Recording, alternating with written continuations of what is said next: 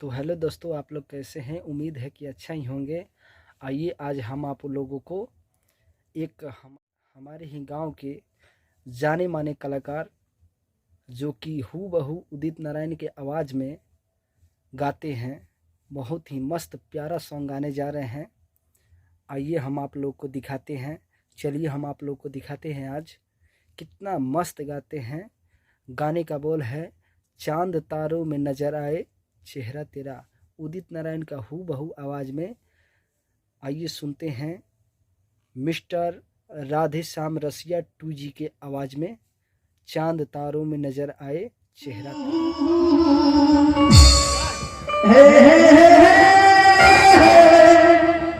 दिल के आईने में तुझको सजा दिया, जब से मैंने तुमको अपना बना लिया।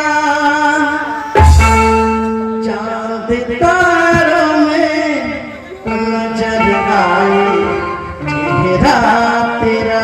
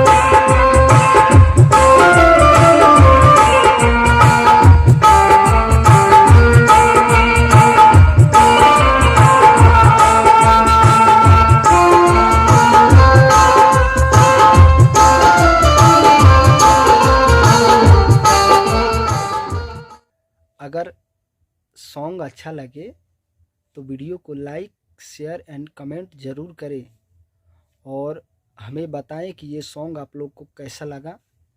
और इन सिंगर को, हमारे मिस्टर राधेश्याम रसिया जी को कृपया आप लोग सपोर्ट करें और ज़्यादा से ज़्यादा वीडियो को शेयर करें। तब तक मिलते हैं अगले वीडियो में। जय हिंद, जय भारत, जय माता दी।